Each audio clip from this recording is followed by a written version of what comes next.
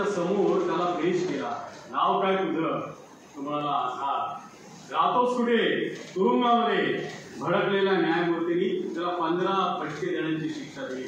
चापकाचे ते फटके खात असताना त्याच्या तोंडून एकच शब्द बाहेर पडत होता, भगतसिंगांनी दिलेला फरवरीचा, इन्कलाब जिंदाबाद, इन्कलाब जिंदाबाद.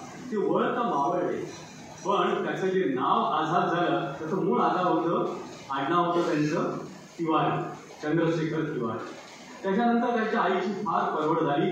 अण्णांना दशाहून ती मरण पावली. पण हे सगळं माहीत असताना सुद्धा क्रांतिकार्या सज्ज झालेला, कमरेला सतत पिस्तूल बाळगलेला अल्फ्रेड पार्क मध्ये आला आणि पोलिसांनी त्याला चारी बाजूने घेतले.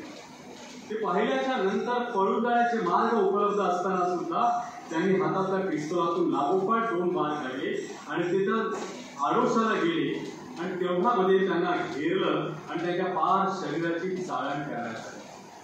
ते तिथे मरण पावले. पण तिथली रक्तरंजित माती लोकांनी आपल्या घरी नेली आणि ताबीज मध्ये गुंडाळून आपल्या मुलाच्या दंडावरती बांधली, जेणेकरून येणाऱ्या पिढीच्या आतमध्ये चंद्रशेखरची ती याद तरोताजा राहावी म्हणून. आणि चंद्रशेखर आझाद यांना रागही देण्यात आला. ती राग घेण्याकरता कोण आली माहितीये? शचींद्रनाथ सन्याल यांची बायको पुढे आली. ती म्हणाली की शहीद खुदिराम बोस यांच्या रक्षेला लोकांनी आपापल्या घरी नेलं आणि आपल्या घरामधल्या देवळामध्ये त्यांनी त्याची स्थापना केली. आज त्याच भावनेनं मी भाई चंद्रशेखर आझाद यांची राख घेण्याकरता शचींद्रनाथ सन्याल यांची ती पत्नी. एक भगवती शरण वर्मा नावाचे लेखक होते. त्यांची पत्नी होती सुशीला भाभी. ती मदत करायची क्रांतिकार्याला. भगतसिंगांची खोटी खोटी पत्नी म्हणून तिने रेल्वेमध्ये प्रवास केला होता. भगवती शरण वर्मा गेले, क्रांतिकार्यात मरण पावले. पण सुशीला भाभींना अण्णांना दशाहून मरण्याची वेळ आली, पण स्वतःच्या घरावरती टाचलेल्या भीतीनं लोकांनी त्यांना अखेरपर्यंत मदत केली नाही.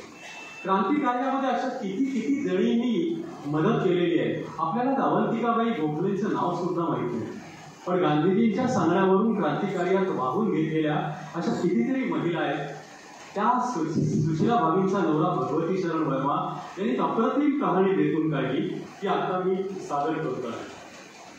ते 1905 साल होतं आणि रशियामध्ये त्याला जुलमी अत्याचारी झार, त्याची पत्नी झरीना आणि रासपुतीन नावाचा त्याचा सल्लागार हे प्रजेवर अनन्वित अत्याचार करत होते.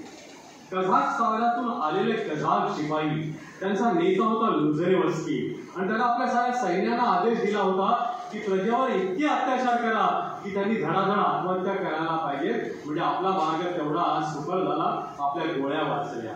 आणि मग काय विचारता, शेतकऱ्यांच्या शेतातून ते आपले घोडे दौडवीत नेत असत, त्याचे धान्याने भरलेले कणके फोडून टाकत असत, त्यांच्या मुलींची अब्रू भर दिवसा भर रस्त्यात लुटत असत, आईच्या मांडीवरून बाळाला खेचून काढत असत आणि संगिनीवरती त्यांना भोसकून त्यांचा नुसता खेळ मांडत असत. उन्मादानं पेटलेले ते सैनिक वाटेल तो अत्याचार करत असत. आपले प्राण याच प्रसंगी द्यायला पाहिजे अशा भावनेनं भारलेल्या तरुणांचा एक जत्था अशाच एका सभागृहात जमला होता.